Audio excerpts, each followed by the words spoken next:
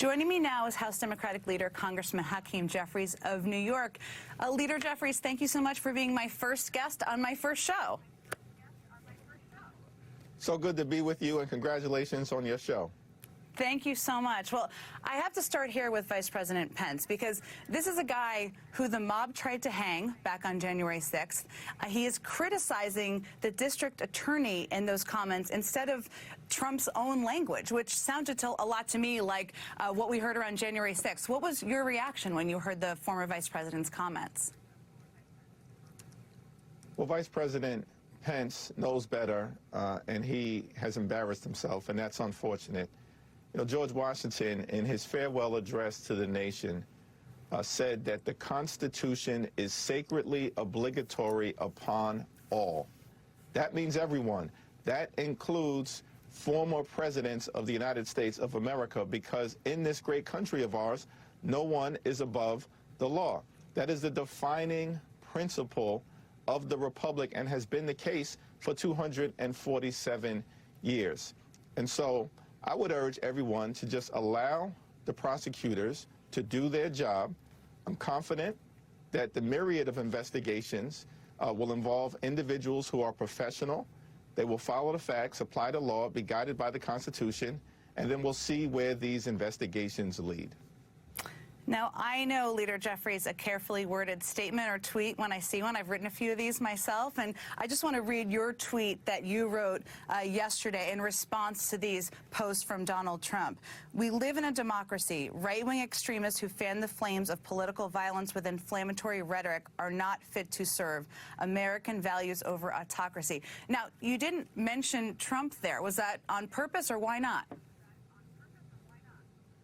Well, it's a reference to both former President Trump and all those who continue to bend the knee to the insurrectionists in chief. You know, one of the more unfortunate things of the events of this weekend continue to reveal that the extreme MAGA Republicans as a group want to defund the FBI, investigate and intimidate law enforcement, and continue to coddle violent insurrectionists who tried to overthrow the government on January 6th. In 2021. They clearly have not learned their lesson, and they are doubling and tripling down on their extremism, even when that extremism could have potentially violent and deadly consequences, as it did during the insurrection.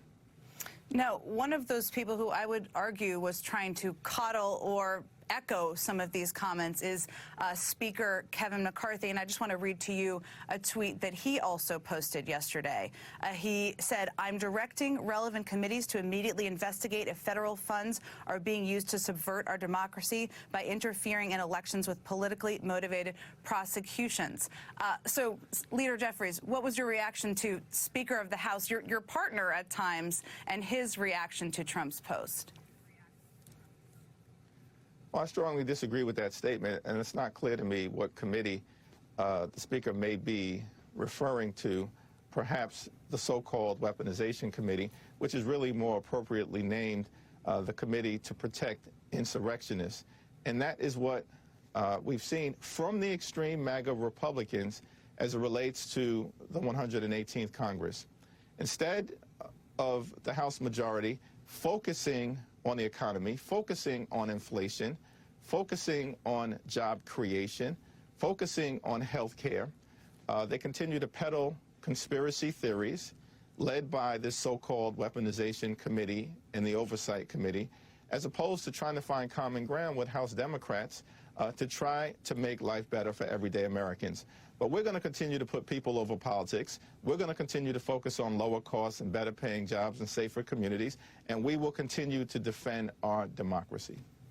Well, those weaponization committees may not be working out exactly as they planned, but if Speaker McCarthy moves forward with these committees to investigate the work of the Manhattan DA, what will you do with advised Democratic members? Will they participate in these, or how would you approach that? Well, I have full confidence in the leader of the House Judiciary Committee, Jerry Nadler, the leader of the Oversight Committee, Representative Jamie Raskin, and the leader on the Democratic side of the Weaponization Committee, Stacey Plaskett, to continue to make sure that we are upholding the rule of law, doing our congressional duties and responsibilities, but also pushing back against the extreme MAGA Republican overreach that we continue to see and have seen over the first few months of this new Congress. Now, the Washington Post reported last week that you've been working on a truce of sorts with Kevin McCarthy out of respect for the House as a functioning institution, and of course because you actually want to get some things done. First of all, is that report true? Yes, we've had a positive, forward-looking relationship. That doesn't mean that we aren't going to strongly disagree with each other, as we have with respect to the former twice-impeached President of the United States of America.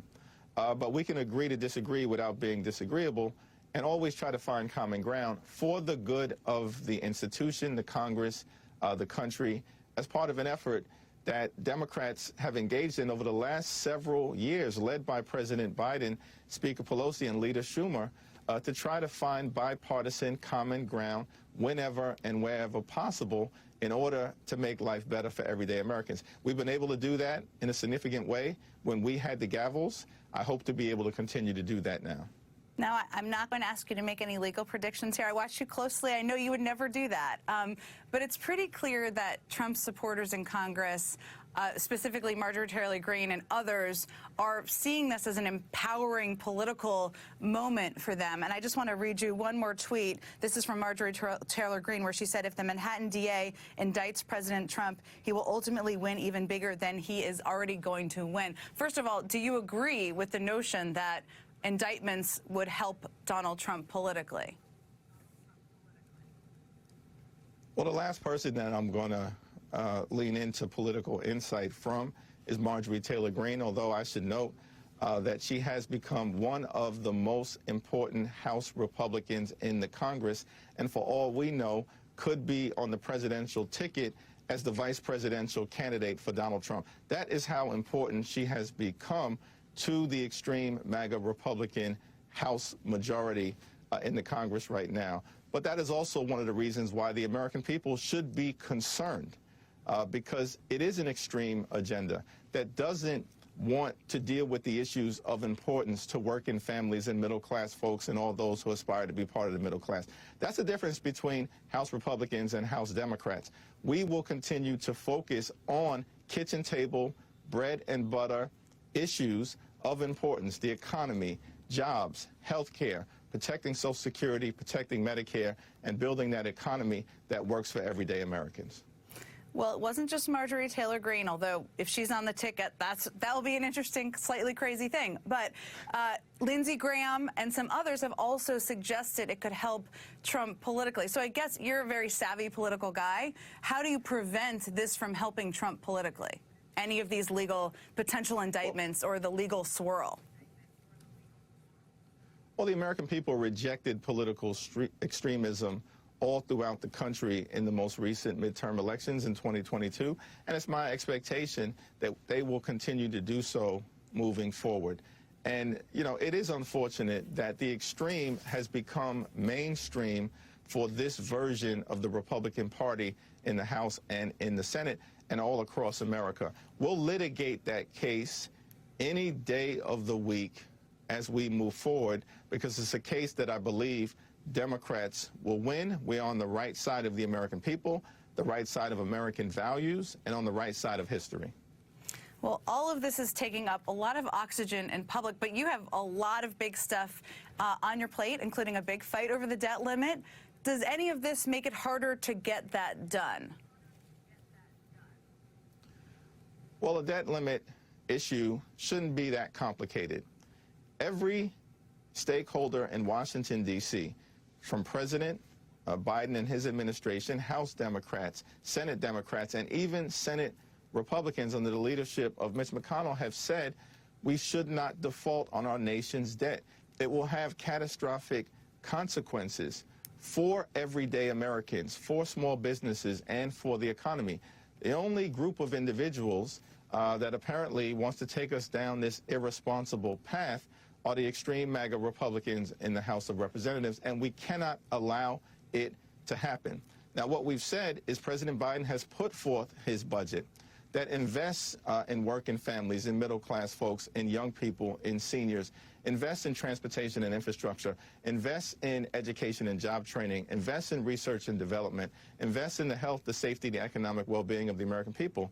Republicans want to have a conversation about the financial future of this country, but they have refused to put forward their budget. It's in hiding. It's in the witness protection program. It's in an undisclosed location. And how can we have a conversation about the future of America's fiscal house with one group of people that refuses to put their budget forward for the American people? Show us your plan. We'll continue to say that. And I think at the end of the day, the reality is we're going to raise the debt ceiling and continue to move this country forward in a responsible way. House Democratic Leader Hakeem Jeffries, you're going to have a very busy couple of months. Thank you so much for joining me here this morning.